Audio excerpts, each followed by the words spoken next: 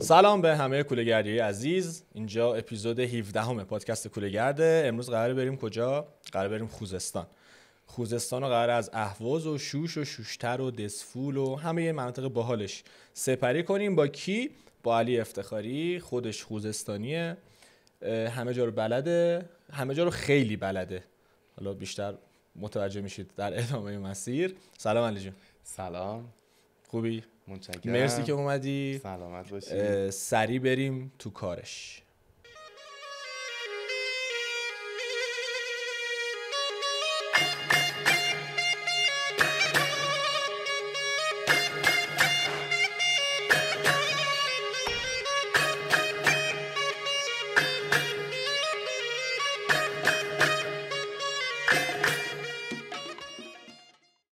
خب علی جون، برای خوزستان گردی از کجا شروع کنیم؟ شهر باحال زیاد داره. اول کجا باید بریم؟ به نظر من که اول بریم اهواز، چون مرکز استانه. بله، به خاطر اینکه شهر حالا ملی حفاری و پتروشیمی هم داره. به نظرم که اولین شهر رو میتونیم بریم صنعتی میخوایم شروع کنیم. آره. بعد میریم سراغ سنتی. آره. خب بگو برامون اهوازو کجا بگردیم؟ از اهواز بخوام براتون بگم، اول راجبه این میخوام صحبت کنم که معروفه به شهر پل‌ها، یعنی شهر پل‌ها. آره، چون پل‌های زیادی داره، یعنی معروفه به پل‌ها و شب‌های جذابی داره، یعنی و بغل کارون خیلی خصوص. آره دقیقاً. اینم بگم من که حالا علی که خوزستان گرد حرفه‌ایه، من خودم هم که متولد اهوازم، تو اپیزود قبلیش با احسان منصوری که اونم اتفاقا جنوبی بود گفتیم. من 4-5 سالگی علی جون از اهواز اومدیم تهران، ما اومدیم شهر. بعدش دیگه اینه که خیلی بلد نیستم الان، تو باید کمکمون بکنی. آره من در خدمتم. اینم بگم که من که لباس آستین کوتاه، علی جان آستین بلند، تفاوت دوتامون هم اهوازی ولی گرمای سرمایه هستیم. الان که زمستونه، یعنی پاییز زمستونه، با لباس من آستین کوتاه میتونید برید اهواز و جنوب. درسته هوا اونجا معتدل، الان وقتش الانه فعلا که حالا تا یک ماه آینده فکر کنم از کولرم استفاده میشه. الان که داریم صحبت میکنیم مهریم، یعنی مثلا از کی میشه دیگه راحت با آستین کوتاه؟ آبان آخر میتونی آبان مثلا آره با یه سویشرت بری بیرون و حالا به اصطلاح ما دسفولیا میگن هوا اشکسته. هوا چیه؟ یعنی هوا شکسته، هوا اشکسته. آره یعنی هوا تغییر کرده، یعنی از سرما از گرما داریم به سمتی میریم که دیگه آره هوا خنک بشه. سرد که نمیشه اهواز اصلا. چرا سرد میشه ولی خب بخاری لازم نمیشه ها، یعنی ممکن تو اهواز بخاری بذاری. آره یه تایمایی میشه و حالا سرماش هم به این صورته که استخون سوزه، یعنی اینجوریه که خیلی سرد میشه ولی تایم کوتاهیه. مثلا بارونای معروفی داره، یهو میگیره. آره دقیقاً میشوره. آره بارونو داره. حالا بخوام براتون بگم که تو حالا تابستونم خاکو داریم ما، که تابستون که حالا کسی نمیره فکر میکنم اهواز، جز خود اهوازیا و خوزستانیا کسی دیگری برای تفریح که لااقل نمیرن. نه هم گرمه هم خاک. اصلا رفته دوستان نرید اون تایم اهواز. حالا فکر کنم ما فصل خوب رفتیم اهواز، چیکار کنیم؟ کجا بریم الان؟ اول اینکه تابستونم میتونیم بریم اهواز. حالا خوزستان تابستونم میگم. آره خوزستانو که میتونی، هم تابستونش میتونی بری از شنا، از آبش استفاده کنی و شنا کنی. همین که بخوام چالکندی رو بگم، چالکندی که دسفوله، حالا خوزستان دیگه میرسیم بهش و عشق و حال به راهه. خود اهواز برامون بگو. از اهواز که بخوام براتون بگم که گفتم که شهر پل هاست. بخوام چند تا پل رو براتون معرفی کنم. پل سیاهه که خیلی معروفه، پل سفید یا همون پل کابلی، همه رنگی داره. آره حالا و پل طبیعته که هستش داخل اهواز، میشه استفاده کرد. و حالا بخوام راجع به پل براتون صحبت کنم، مثلا زاینده رود اصفهان پل زیاد روش داره. بعد میتونید حالا بخوام برات توضیح بدم، اینجوریه که اهواز اگه اشتباه نکنم به 2 قسمت تقسیم شده دیگه، با توجه به رود کارون. بخش اروپایی و آسیایی؟ نه، به قسمت غربی و شرقی تقسیم شده که رود کارون از وسط شهر رد میشه و مردم شهر آب داره الان. آره خروشانه. خروشانه اصلا. آره، بعد میگم بیابیه و جنوب آب نداره. نه کلا تایمش که 100 دز که حالا فکر کنم نشأت گرفتش از چهارمحال بختیاری شروع میشه تا حالا سرچشمه میگیره، اینو مطمئن نیستم. دوستان خودتون سرچ هم بکنید. حالا از پل سیاه بخوام براتون تعریف کنم که چرا اصلا بهش میگم پل سیاه، چون حدوداً 51 پایه مشکی رنگ داره و 51 دیگه حدود نیست دیگه دقیقاً. آره سازش هم با فلز ساخته شده، یعنی اینجوریه که کلا مشکی رنگه و مهمترین پلی که توی جنگ جهانی دوم بوده با استفاده از قطار آذوقه و اسلحه جابجا می‌کردن. خب پل سفید چی؟ رنگش سفیده؟ آره راجب پل سفید یا همون پل کابلی معلق رو بخوام برات توضیح بدم، توسط یک زن و شوهر یه مهندس آلمانی بوده که اومده مثلا اهواز، بعد آره شنیدم راجبش. آره. 4مین پل معلق جهان بوده اون موقع. آره فکر می‌کنم اون تایم 4مین بعد پل بوده. سفیدیش انقدر سفیده دوستان که میتونید، خیلی سفیده دوستان، مثل این که برید اونجا ببینید خوش میگذره بهتون. خب بعد پلا چی؟ پلو که آقا دوستان اینو بگم خدمتتون 3 تا دوربین هم داریم، من با همه 3 تا دوربین میخوام صحبت کنم براتون. ویژگی خاص این اپیزود اینه که ما با 3 تا دوربین داریم میگیریم براتون. من کلا گذاشتم سرم. ها دوستانی که دارن ما رو به صورت صوتی میشنون میتونن ما رو تصویری هم ببینن از آپارات و یوتیوب سایت شب.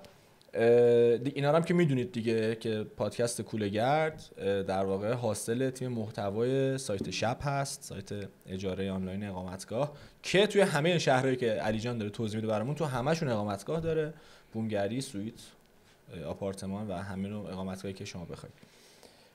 خب بریم سراغ جاهای دیدنی دیگه جز پلا رو که برید شبا برید بغل کارون عشق کنید دیگه، برید هوا خوبه. بعد یه عالمه این دستفروشای چیز هست بغل کارون، حالا مغازه و اینا که هست بغل کارون میتونید برید چای بخورید، نمیدونم فلافل سمبوسه از این چی بهش میگن، درشکه که نمیگن بهش، دوستان تصویری من میبینن دارم نشون میدم دیگه چی اسم این، از این دکه چرخ دستی دار از پشت صحنه به ما گفت پاپ کورن میخوری یا ما بهش میگیم پف کالی. چی میگید؟ پف کالی بخورید دوستان اونجا. خب کجا بریم بعدش؟ من اهوازو میتونم بگم که خب به این صورت بود که ما میرفتیم چون فامیلامون اونجا بودن، میرفتیم سر میزدیم و اینا. گشتمش دوران سربازیم بود، یعنی سربازیمون اینجوری بود که یه مقداریشون آب اونجا قابل شرب که نیست به اون صورت، دوستان ما همه باید یه تصفیه آب باید داشته باشن، یا اینکه باید از اون ماشینایی که میان آب تصفیه پخش میکنن یا آب معدنی بخرید تو سفر دیگه. حالا آره اینجوری بود که ما حالا برای اینکه یه مقداری اون ذخیره پادگان ما به حداقل برسه، شبا میتونستیم مرخص ساعتی بگیریم تا فردا صبحش میتونستیم تو اهواز بچرخیم. اینجوری بود که حالا میرفتیم نادری، میرفتیم میچرخیدیم. چیه نادری؟ بازار خیابون نادری بود. یه چی داره توش؟ خیابون نادری دوستان برید پس، مثل اینکه جای خوبیه. چی داره؟ آره یه جمعه بازار داره که اونجا جمعه ها برید دوستان بخش نادری. آره جمعه ها که جمعه بازار داره، روزهای عادی هم که بازارچه است و یه خیابونه که بازار سنتی طوره یعنی یا ببین قبلا سنتی بود، الان دیگه آره بازارها دیدی که همه اینجوریان که اون خاصیت یعنی اصلا معماری سنتی پس نداره، سرپوشیده و اینا نیست، یه خیابونه. نه یه خیابونه که حالا واسه میشه به همون بولایی که راجبش صحبت کردیم و بازار سنتی داره اصلا اهواز. بازار سنتی منظور سرپوشیده است با معماری سنتی، مثل بازار وکیل شیراز مثلا. نه من نشنیدم، اگر بوده هم من اگه تویی که اونجا زیاد رفتی ندیدی پس نداره دیگه. ولی یه بازار کاوه داره که بازارچه حالا سبزیجات و میوه‌جات و ترشیجات و آره سوغاتیاشون از اونجا بخرن. آره میتونن برن اونجا بخرن، اشغال کنن. خب اصلا بحث سوغاتی شد، سوغاتی چی داره اهواز؟ کجا برن چی بخرن؟ خب اهواز به نظرم حالا به خرماهاشون فصل آره خرماها رطب دیری بهش میگن، حالا چیزی که حالا من شنیدم خرمای نمیدونم واقعا، خرمای نمیدونم واقعا رو از کجا میتونن بازار میتونن بگیرن. ببین وقتی فصل حالا تابستون میشه کلا اینجوریه که راحت میتونید اون خرما رو تهیه کنید، ولی خب مثلا از خرداد ماه اون نه دیگه از تیر ماه ببین مثلا مرداد و شهریور، مثلا مرداد و شهریور فصل خرماپزون بهش میگن دیگه، مثلا تیر و مرداد و شهریور فصل میپزه قشنگ. آره قشنگ، یعنی تو مراحل خرما رو کاملا تو اون شهر اگه زندگی کنی میتونی خودت هم ببینی، خودت هم که آره اون که زمستونا هم که میتونید چیز کنید دیگه، خرما یخزده برزیلی وارد میشه احتمالاً تو تهیه هست، نه فریز میکنیم اوکی، همیشه هست خرما. آره همیشه میگو اوکیه. بخرید دوستان، من یادم افتاد جدا از خرما میگو بخرید، بامیه بخرید، بامیه مال اهواز مال همونجاست. آره بامیه اهوازی خیلی معروفه. حالا سبزی‌های قلیه میتونید سبزی‌های چیز بخورید اونجا، بخرید ماهی صبور، ماهی شیر، ماهی چجوری بخرن بیارن؟ سخته یه ذره ماهی آوردن. نه سخت نیست، از اون با یختون ببرید با خودتون قبل از سفر، این یختون تهیه کنن لطفاً. آره ولی اونجا بخورید. غذاهای خوب میرسیم الان به غذاش. دیدنی تموم شده، چون اهواز دیدنی داره زیاد، ولی باید ببین آره داره، ولی خب بعد ببینی که مثلا چقدر اون جذابیت رو داره واسه دیگه. مثلا من بخوام برات بگم، تو یه نزدیک اهواز، یه 5 کیلومتری اهواز یه جایی هست به نام حمام نفت سفید که چجوریه؟ نفت سفید؟ آره یه میدان، یه روستاییه اونجا و یه میدانی داشته به نام میدان نفت سفید. مردم اون آبادی برای اینکه حالا نفت زیاد داشته اونجا، آره آبادیشون نزدیک یک چاه عظیم نفت بوده، مجبور بودن که یه مشعل بذارن در خونهشون به خاطر اینکه از انفجار این نفت بیاد این مشعله بسوزونتشون، در واقع که منفجر نشن. آره از انفجار حالا اون خونه ها جلوگیری کنه در واقع. باید ببینید اونجا رو. حمومش چیز خاصی داره؟ نه چیز خاصی نداره. حموماتون رو برید حموم نفت سفید. قدیم اینجوری بوده دیگه که حالا حموماش عمومی بوده، عمودی بوده، عمومی بوده. آره اینه که خود روستای نفت سفید دیدنی تره، احتمالاً براتون جذابه. اصلا اون منطقه اولین چاهای نفت ایران هم همونجا بودن دیگه. مسجد سلیمان بودن فکر میکنم. مسجد سلیمان برای گاز بوده. آره گاز بوده. خلاصه اونجا خیلی داره، یعنی یه 2 بیل بزنید رو زمین چیزی پیدا میکنید میتونید بفروشیدش اونجا. دیگه بریم به سمت از اهواز دورتر شیم. اول خود اهواز رو من اینم بگم که اهواز رفتید که لشکرآباد که میرید دیگه قطعاً. با 3 تا دوربین من با کدوم صحبت کنم؟ دوربین من کدومه؟ دوربین من اینه. لشکرآباد برید، مثل بر تهرانی‌ها بخوام بگم مثل 3 تیر تهران، ولی خب خیلی سنتی‌تر و بامزه‌تر. چپ و راست خیابون لشکرآباد پر فلافل، فقط فلافلی و نمیدونم، بعد مثل چیز گوشت آویزونه از در و دیوار براتون گوشت میوان، قلوه، جیگر، اینا مثل سیاه‌بیشه میمونه. برای شمالی‌های عزیزم گفتم. دیگه چی داره؟ من همشو میگم بعد میگم دیگه چی داره. خب دیگه چی داره این بنده خدا چی بگه دیگه؟ همشو گفتم دیگه. حالا بجز فلافل، سمبوسه، کبه. چی؟ سمبوسه. نه سمبوسه اوکی. کبه گفتی چیه؟ آره با برنج و یه چیزی با برنج درست میشه ولی زیاد حالا دقیقاً یادم نمیاد. برید ببینید چیه بخورید دیگه. ولی فلافلای اصیل و آبادانی البته میگن بخورید، ولی خب حالا اهوازن فلافلای اصیل آبادانی داره. پاکورا هم هست. آره پاکورا از پشت صحنه میگن. چیه پاکورا؟ این هم خورده نمیدونه. پشت صحنه پاکورا رو هم میدونم تقریبا مثل فلافله. تقریبا مثل فلافله. درست کردنش ولی به جای نخود از ماش استفاده میشه. تنده. میگن فلافلیه که به جای نخود از ماش توش استفاده میشه و خیلی هم تنده. پاکورا من نخوردم شخصا. بخورید دیگه. تو بازارش من ندیدم، من لشکرآباد رفتم ندیدم. از این شیرینی زولبیا که نه، بامیه درازای اصیل خوزستانی هم بخورید. آره حتما. اگر که قندتون اینا بالا نیست. خوراکی ویژه چی داره دیگه اونجا، یا بریم برای سمت دسفول؟ بریم سمت دسفول. نداره دیگه چیز دیگه. بریم سمت دسفول. داره ولی من شاید اطلاعاتم در اون حد نباشه. مثلا بفهم پشت صحنه خیلی مطلع جنوبی ان پشت صحنه هم. عادی یه رنگ من آبادانی گله چطوری؟ چیزه نمیدونم این غذاها رو می‌خواید مثلا قلیه ماهی. این قلیه ماهی رو که خب میخورید خودتون فکر میکنم دوربین من کدومه. قلیه ماهی رو که بخورید تا اونجا که دارید میرید. قلیه میگو، قلیه ماهی، حواری، غذا دریایی که خب زیاد هست. دیگه چی هست جنوب؟ چی میخورید شما اصلا غذا خودتون؟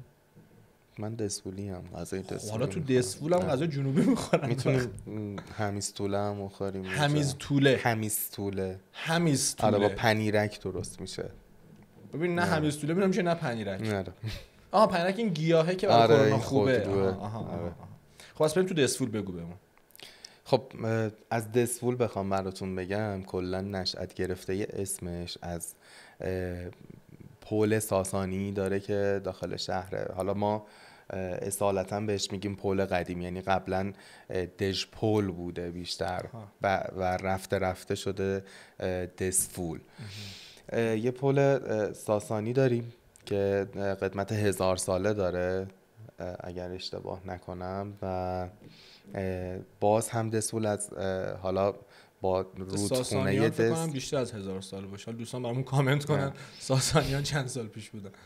آره به این صورته که باز هم از وسط شهر رود دز، حالا وسط شهر دقیقاً انقدر بزرگه از وسط شهر بزرگیه. شهر بزرگ که هم دیگه رو میشناسیم ولی خب آره از نظر خودمون که بزرگه. آره اینم بگم که دزفول برای خوزستان میشه مثلا دماوند برای تهران. همیشه حالا همیشه خنکه، کلا سرد، خونه ویلایی زیاد داره، خونه ویلای های استخردار داره دزفول که خب تو سایتش هم هستن.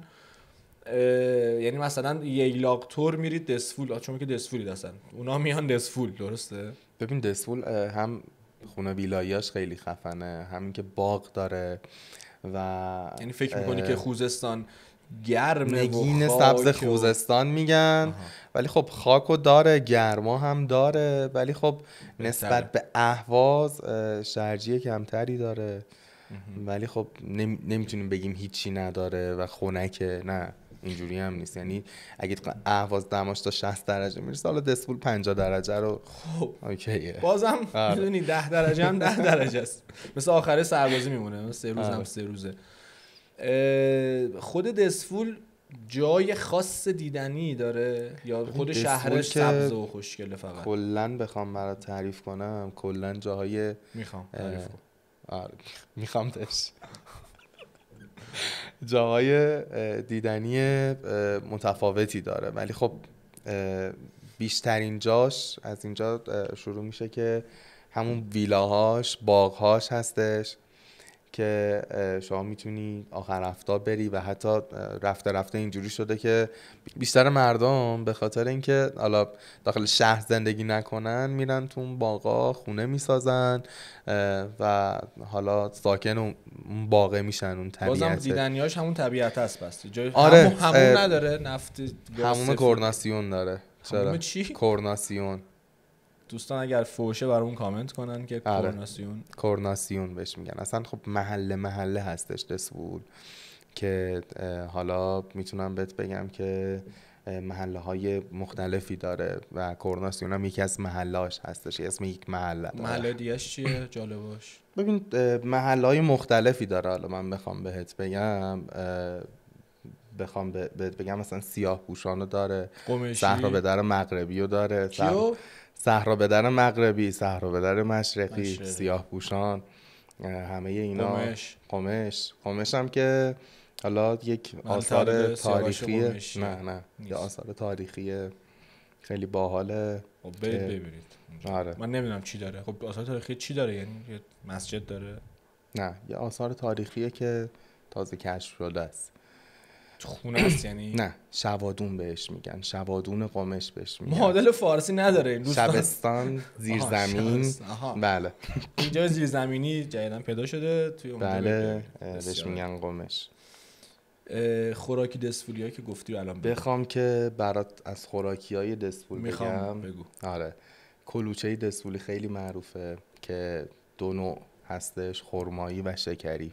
هم مثل کلوچه شماله؟ نه، فرق میکنه. تفاوتش خیلی زیاده که حالا برای شیرین کردن اون مواد خمیر کلوچه از خرما استفاده میکنن و اگر که نخوان خرما استفاده کنن از شکر استفاده میکنن. نون محلی خاصی هم باید داشته باشه. ببین نون خونگیه، حالا نون محلی خاصی که نمیتونم بگم ولی خب نون خونگیه. آره نون خونگی که از این اسم جالبا بگو برامون. اسم خوراکی جالبی، اسمی که نشنیدیم ما تا حالا. از بستنیش اول برات بگم. بستنیش فکر کنم من که تا حالا چند سال اومدم اینجا فکر نکنم تا حالا بستنی مثل اون بستنی خورده باشم. کلا جنوبی نم بگم بستنیاش بستنی با شیر گاومیش برید بخورید. خیلی جاها داره، اونم دسفولم با گاو میشه. با گاو میشه، بهش میگن یعقوب لیس، جایی که یعقوب لیس. آره یعقوب لیس خدا بستنی شده. دقیقاً مثل حالا لشکرآباد اهواز که نمیتونیم بگیم یه ولی و یه محله است که پر از مغازه‌های بستنی فروشیه که میتونی بری اونجا و بستنی بخوری، بستنی بزنی. آره سوغاتی خاصی که نداره و یه چیزی خیلی بخوام برات بگم، سوغاتیمون یکی پرتقال خیلی خوشمزه‌ای داره و تامسون دسفول. نه حالا اینو که نمیتونی بگی ولی خب پرتقالش واقعا پرتقال خوشمزه. جنوبی‌ها فرق می‌کنه، اصلا ابعادش و مزه‌اش فرق می‌کنه. نارنگی خیلی خوشمزه داره، گریپ فروت، مرکبات و آره نیشکر اونجا کشت میشه. سوغاتی که نیست دوستان، نیشکر نمیتونید بخرید. سوغاتی نیست ولی خب جزو حالا چیزایی هستش که آره. قلمنه دسفولی خیلی معروفه. نمیدونم چیه. همون که راهنمایی میدادن مینوشتیم. هنر پاس کردی؟ راهنمایی خط من خوشنویسی میکنم باهاش. آها خب فکرم خوردنیه. نه قلمنه دسفولیه. حالا بخوام از گفتی سوغاتی دیگه دارم سوغاتی میگم. آره کپوی دسفول هم خیلی معروفه. کپو؟ آره یا همون وسایل سنتیه. دسفول صنایع دستیه که با کرتک خرما اسخای میکنم، کرتک که با کرتک درخت نخل. کرتک کجای نخله دقیقاً؟ برگ نخله. برمیگین کرتک اسمشه. آره کرتک اسمشه که با کرتک درست میشه. و بخوام برات بگم بگو. بادام کوهی خیلی خوشمزه‌ای هم داریم و موسیقی چی اونجا؟ ساز چی داری؟ تخمه هندونه. تخمه هندونه آره خیلی معروفه و خوشمزه است. حتما تستش کنید. موسیقی خاصی داره؟ موسیقی که مثلا سمت ترکمن صحرا و اینا سری دوتارهای مخصوص و حالا اینا دارن؟ نه موسیقی خاصی نداره ولی خب گویش دسفولی هسته. خیلی ممنون میشم که مثلا صدا سیما دیدید برنامه یه ذره برامون دسفولی حرف بزن. چه گمسیت رو میفهمم چی داری میگی، یعنی ولی چیزی بگو که نفهمم سخت باشه. فوش هم نباشه دیگه. دوستان دسفولیمون اگه چیز بدی گفت با ما کامنت کنید. ببین دسفولی که حرف نزدی برامون، ما منتظریم. الان خودت برامون کلمه دسفولی بگو. دماغ چی میشه به دسفولی؟ پت. نره. بگو صورتو بگو. چشم میشه. بخوام برات بگم ابرو میشه برگ. آره. یه زبونه برای خودش هست. آره. چشم میشه تیه. پیشونی یا اون پیشانی میشه تیک. آره. کلاس برگزار میکنی برامون درخواست بله حتما. دسفولی. حتما. گوجه چی میشه؟ میشه طماطه. آره. لیوان چی میشه؟ لیوان میشه گیلاس. لیوان میشه گیلاس یا گیلاس میشه لیوان؟ نه گیلاس. آره. دوستان همین لحظه بعد کوله گردو میبندیم. به پارچه ها هم میتونیم بگیم دولچه. آره. بخوام از حالا مثلا بازی های محلی دسفول برات بگم، یکی چوگته است. چیه؟ چوگته. آره. خب اشتیتی، فیتال. اون چی هستن آخه؟ الان توضیح میدم برات. آره فنگ بازی. فنگ همه جا هست. همون آره فنگ بازی رو انجام میدیم. همون تیله است. تیله بازی. بخوام از فیتال بهت بگم، اینجوریه که چند تا سنگ میذارن رو هم دیگه و با دمپایی باید بزنی و 7 سنگ خودمونه. ورژن دمپاییش. آره. غذاهای دسفول تموم شد؟ نه کلی غذا داریم که بگو برامون. بخوام برات بگم، یه غذای معروف داریم به نام آش ارده. آش ارده. آره که اینجوریه که اگر که بارون بزنه، بوی بارون بخوره به آش ارده مشاممون، بعد آش ارده بخوریم. آره خب اینجوریه که رسم و رسوم خاص خودشو داره. چیه رسمش؟ برنجشو باید درست کنی، برنج سفید یه پلو درست میکنی، روش ارده میریزیم با حالا شیره خرما یا خود خرما، میتونی حالا سرو بشه. حتما هم باید باهاش. اسمش آش ارده نبود مگه؟ چرا؟ آش نداره اصلا. نه پلو با ارده. پلو با ارده. آره باش بعد چی بخوری گفتی؟ روش شیره خرما میتونی بریزی، با خرما میتونی بخوری. حتما هم یه سبزی باش میخوریم، ما بهش میگیم سوزی سفید یا همون تربچه سفید. ترکی شد فکر کنم سوزی سفید. غذای دیگه هم بخوام برات بگم اوپیازیه.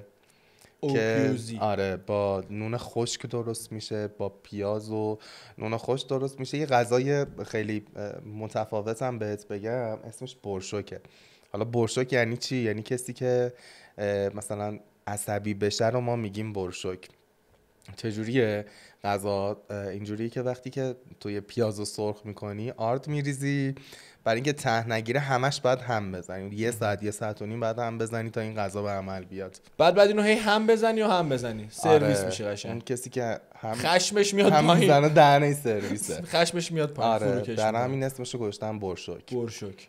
دوستان اگه برشوک شدید برشوک بخورید. آره بعد باقالی خیلی خفنی داره دسفول که ما هزاران نوع غذا میتونیم باش درست کنیم. مثل همیسش میتونیم بکنیم، میتونیم بپزیم همیس بخوریم. مثل همین هموس لبنانیه؟ نه میپزیم، بعد حالا با گوشت‌کوب و اینا میکوبیمش، میتونیم سرخش کنیم. آره. پوره باقالیه. آره میتونیم همینجوری. دست شما درد نکنه. اطراف دسفول و اون چالکندیو بهمون بگو. اطراف جای بامزه هر چی داره بگو. بخوام برات بگم، میخوام دیگه بگو. میتونیم بریم سردشت، شهیون که حالا شهیون وصل به سد دز. بکنم سایتش هم اقامتگاه داره شهیون. ویو خفن سد دز رو میتونی تو اون اقامتگاه ببینی و لذتش رو ببری. منطقه خوش آب و هوایی، یعنی شهیون مثلا آسمون قشنگی داره. خیلی خیلی اتفاقا ما به آسمون آبی اگه گفتی میگیم چی؟ به آسمون آبی چی میگید؟ چی میگیم به نظرت؟ من دسفولی نیستم. اهوازی باید بگی دیگه. من میگم آسمون آبی. بلو اسکای. من شخصا اینو میگم. ما میگیم آسمون کلونه. آسمون کلونه. آره. آبی میشه کلون میشه. کلون میشه. خب دولمه هم داره فکر کنم اونجا. آره دولمه رو ما میگیم پرپراق. کله پاچه هم روش خاص خودمون میخوریم ما. چجوری؟ سیرابی و حالا تهران دیدم که همونجور قیچی میکنیم میخوریم. نه ما شکمشو میگیریم، به اصطلاح بهش میگیم گده. بیادبی میکنی؟ چطور؟ خوشش اومده از گده. آره اصطلاح بهش میگیم که گده، یعنی شکمشو میگیری. ببین یه برنج درست میکنن، یه برنج خاص خودشو داره که درست میکنن. چه برنجایی داره خوزستان؟ اسخای میکنن اینم بگم برنج جنوب معروفه. آره خب برنج عنبربو بهش میگن. یه برنج خاصه، یه مواد خاص خودشو داره که شامل برنج و نخود و حالا کشمش و اینجور چیزاست. میذارن لای اون سیرابی و وسط شکمش میذارن و میبندن. آره با نخ میبندن که حالا داخل کله پاچه هم میذارن و میخورن. حالا من چون کلا خیلی سیرابی خور نیستم خیلی علاقه ندارم به این بحث. سیرابی خودتی چی هم؟ حله. سیرابی خودم هم. دوستان ما جنوبی هستیم بجوشیم. تمومه دسفول شهیون رو گفتی، چالکندی رو نگفتی. بهش یه لحظه اجازه بده دوستان، همه اجازه بدیم فکر کنیم.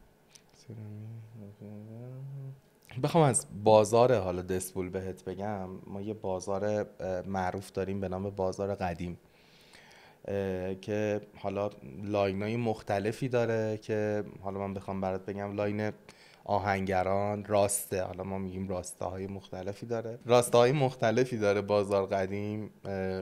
بازار آهنگران، خراط‌ها، بزازها و زرگرها که حالا شما بری اونجا آره خیلی جالبه و خیلی معروفه، یعنی یه روز برای دسفول باید بزنم. آره اصلا بیشتر یه روز. آره به نظرم میگم بری تو اون بازار دست خالی نمیای بیرون، یه چیزی بالاخره تو پاچت میکن.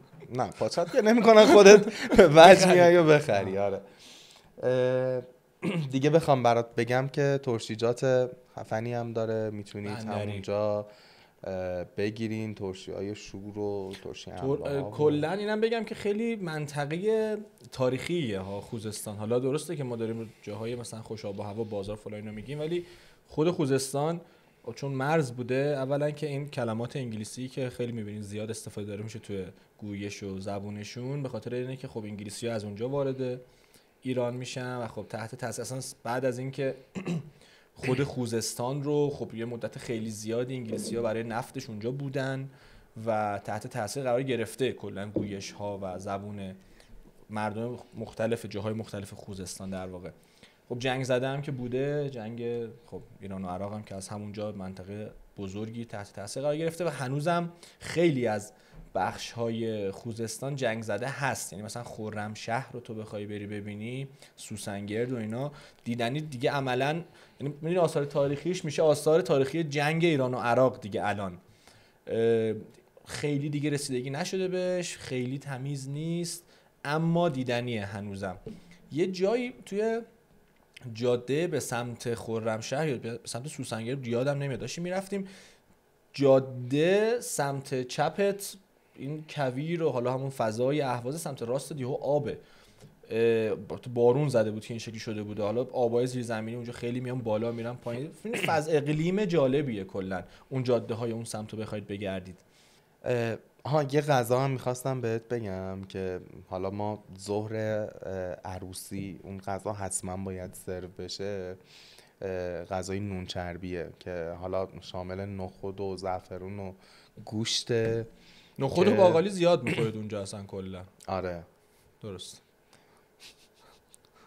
ولی بادخیزه. آره کلا اینجوریه که غذای نون چربی بخوام برات بگم ظهر عروسی این سرو میشه که حالا شامل نخود و کشمش و گوشت و مخلفاتش زعفرون و ایناست که کلا این نونه آغشته میشه به همون آب اون مخلفات، چرب میشه دقیقاً و وسطش هم اون مخلفاتش قرار میگیرن. ظهر عروسی نون میخورید و نخود و کشمش. آره نون چربی بهش میگیم. نخود و باقالی و اینا کلا منطقه زیاد میخورید. آره جات خالی. نوشه جونت. زنده باش. بادخیزه. بیا شهرمون. فدات شم. من شهر خودم هم هست، حالا اهواز شهر خودم. بیا دسفول که من هستم. فدات شم قربونت برم. از اطراف بگو دوباره برامون سریع. مورد دیگه ای که هست تابستون که خیلی حالا پرطرفداره، کت‌های دسفولن. اسمش کت دسفوله. کت یعنی چی؟ کت یه سری غارهایی هستن که داخل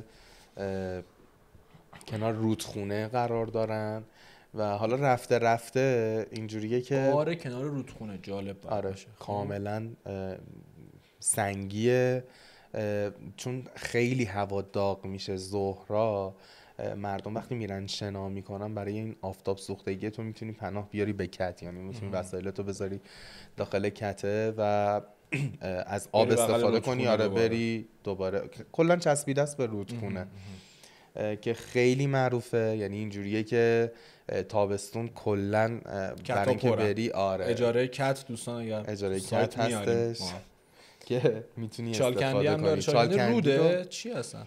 ببین چالکندی که همون سمت شهیون سردش میشه که خیلی معروفه، یعنی بیشتر برای صخره نوردی هم ازش استفاده میکنن به خاطر کلا چجوری پیش اومده، چون رود دسفول رود خروشانی هستش، کلا اینجوری شده که سنگ ها کاملا شکل گرفته از اون رود هستن و یه منطقه خیلی باحاله که 2 راه هم داره برای استفاده از چالکندی. یکی با استفاده از قایق میتونی بری، از راه حالا زمینی هم که حالا بخوای بری هم داره. آره راه فرودگاه چالکندی رو میتونید راه زمینیش هم بخوام برات تعریف کنم، میتونیم مثلا با ماشین و پیاده هم به چالکندی راه پیدا کنیم. یه رودی داره که میگن شنا کردن توش خیلی امن نیست، مثل اینکه یه چند باری شده که زیرش مثل اینکه یک گردابی وجود داره زیر این رود و ببین نکنید این کارو به نظرم، چون که خیلی سیف نیست. اگر هم قرار حالت تورای چالکندی برگزار میشه، آره از کسی که بلد اونجا رو و میدونه کجاها باید ببرتتون حتما استفاده کنید. خیلی خطرناکه، میافتی تو آب دیگه بالا نمیای دیگه، اون گرداب داره و میری پایین، هم پایین میمونی. خیلی پیدا نشدن اصلا هنوز. آره 2 سال پیش همچین اتفاقی افتاد که واقعا حالا حادثه خیلی بدی هم بود. مجبور شدن آره سدو ببندن که پیداشون کنن. آره و حتی فکر کنم 2 نفرم پیدا نکردن، اینجوری بود که اصلا پیدا نشد. جالب نیست. یه دشت بسیار زیبایی، رود بسیار قشنگه، منطقه خوبیه، اما مراقب باید باشید. شبیه صدا سیما شد دوباره. نصیحت پند و اندرز میدم خدمتتون.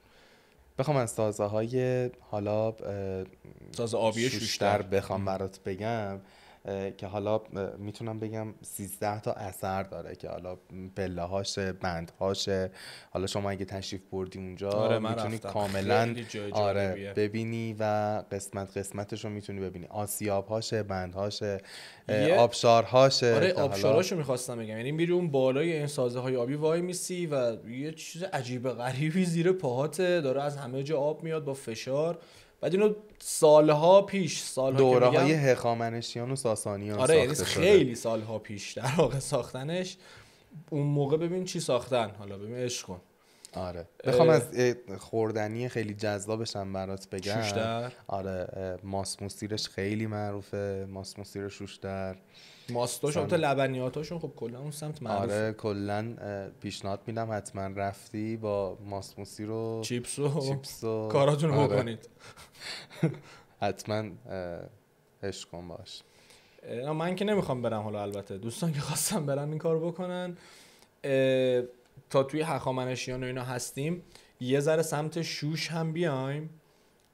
شوش چی داره برامون؟ ببین شوش هم که جاهای دیدنی معروفش رو بخوام برات بگم، کاخ آپاداناست، همون چاقا زنبیله که میتونم بهت بگم. آره زیگورات چاقا زنبیل بهش میگن، نقشش میشه یه قلعه هم داره که وسط شهر، جاهای دیدنی مقبره دانیال نبی هم هستش. شوشه جالبه. دانیال نبی هم خیلی نبی قدیمیه در واقع، پیامبر خیلی قدیمی جالبیه. اونجا پیامبر، مقبره پیامبر و اینا زیاد داریم، چند تا دیگه هم هست. سر راه تو شوش اینجوری نیست که حالا مثلا بخوای بری تو شهرش بخوای برید این خوش میگذره بهتون به هر حال، ولی چون سر راه میتونید از سر راه برید، حالا مقاله رو ببینید و زیگورات رو ببینید و اینا و رد شید برید حالا به سمت مقصد بعدیتون. اندیمشک آیا جای خاصی داره؟ چون داریم همه شهرهای اون اطرافو میگیم، چیز خاصی داره اندیمشک یا نه؟ ببین من نمیتونم راجع به این بهت بگم. چرا؟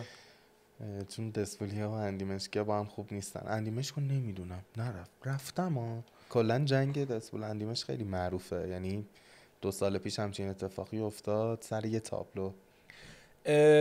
اینم از شهرهای مختلف جنوب، خوزستان البته. یه آبادان هم میمونه برای گفتنی آبادان هم که خب جدا از خوراکی خوشمزه، مغازه هایی که داره، همه ادویه های خیلی معروفی داره. آبادان رو برید ادویه ها رو ببینید. یه پالایشگاه بزرگ آبادان هست که خب اونم خیلی دیدنیه و بازارهای جالبی داره. یعنی من شخصا که رفتم یک عالمه بازار، هر چی که بخواید تو آبادان میتونید پیدا بکنید، هر چی که بخواید واقعا میتونید پیدا بکنید. و فلافل آبادانی، هر چیزی که خوردنی های خوشمزه جنوبی رو تو آبادان همه رو میتونید تست بکنید. شهر جالبی، یعنی نرفتنش ضرره به نظر من. نکته داری که اضافه بکنی یا خیلی ممنونم از دعوتتون. سلامت باشید. ممنونم از شما که تشریف آوردی علی جون. ممنونم از شما که ما رو نگاه کردید و گوش کردید. ما رو که سابسکرایب بکنید در چنل های مختلف پادگیرها یا آپارات و یوتیوب برای تصویری ها. امیدواریم که برنامه بعدی رو فکر میکنم راجع به یکی از شهرهای شمالی شاید بریم. تا کوله‌گرد بعدی، خدا نگهدار.